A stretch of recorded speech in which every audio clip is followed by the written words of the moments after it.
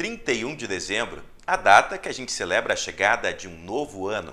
Mas no Brasil, em 2023, a gente tem um adicional, a troca de presidentes. Sai Jair Bolsonaro e entra Lula no dia 1º de janeiro. Mas afinal, como foram esses últimos 4 anos de gestão de Jair Bolsonaro no Brasil? A Voz da América relembra para você. Lá em 2019, quando Bolsonaro tomou posse como novo presidente do Brasil, a população escolheu um projeto de país mais conservador, dando uma resposta aos escândalos de corrupção durante os últimos governos do PT. O presidente sempre tentou enfatizar que seu governo não tinha casos de corrupção, mas nesses últimos 4 anos, houve sim escândalos. O principal foi no Ministério da Educação, onde o então ministro Milton Ribeiro foi flagrado cobrando barras de ouro em troca da liberação de recursos para as cidades. Também houve tentativa de superfaturamento na compra da Covaxin, uma vacina contra a Covid-19.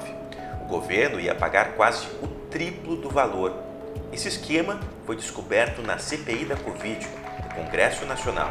E por falar em pandemia, a marca dessa gestão foi o negacionismo. Por diversas vezes, em frente às câmeras, Jair Bolsonaro desmereceu a força do coronavírus e também não demonstrou luto pela morte dos quase 700 mil brasileiros por causa do coronavírus. Tudo agora é pandemia. Tem que acabar com esse negócio, pô. Lamento os mortos, lamento. Todos nós vamos morrer um dia. Tem que deixar de ser um país de maricas. Houve demora na compra de vacinas, falta de oxigênio no Amazonas e bate-boca com os governadores que fecharam as cidades para evitar o pior.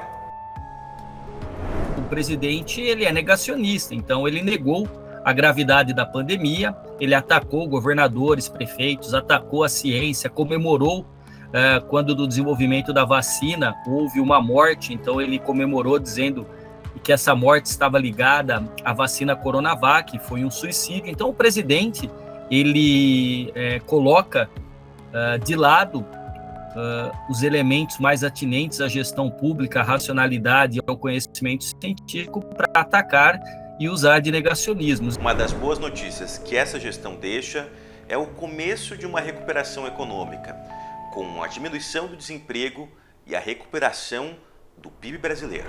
Com o Auxílio Brasil de R$ 600 para as famílias que perderam os empregos durante a pandemia, a taxa de desocupação começou a cair, a economia reaquecer. A expectativa é que o Produto Interno Bruto brasileiro volte a crescer mais fortemente a partir do ano que vem. Mas é o trato político um dos principais pontos fracos dos últimos 4 anos de Bolsonaro durante a gestão. Houve conflitos com ministros do Supremo Tribunal Federal, com o Congresso e também com adversários históricos políticos. Sem falar nas dezenas de vezes que Bolsonaro ameaçou dar um golpe de governo. A política para o Bolsonaro não é uma disputa num espaço alicerçado sobre a democracia em que você tem adversários, mas sim inimigos. Então, para mim, a síntese desses anos de governo Bolsonaro é a constante confrontação e o ataque aos inimigos. Até o fim das eleições, o presidente adotou o discurso de nós contra eles, o que dividiu o país. Bolsonaro se tornou o primeiro líder a não conseguir se reeleger para o cargo. Seus apoiadores não aceitam a derrota, afirmam que houve golpe e pedem intervenção militar. O presidente tem se calado e não se sabe qual será a sua postura em 2023. Que após a derrota dele, o engajamento nas suas redes sociais caíram porque ele manteve silêncio.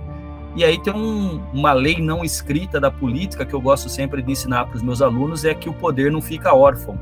Então, se o Bolsonaro não tiver capacidade de liderança, capacidade intelectual e de organização para ser essa figura da oposição, outro assume o lugar. E pode, inclusive, ser outro até mais radical do que o Bolsonaro, né?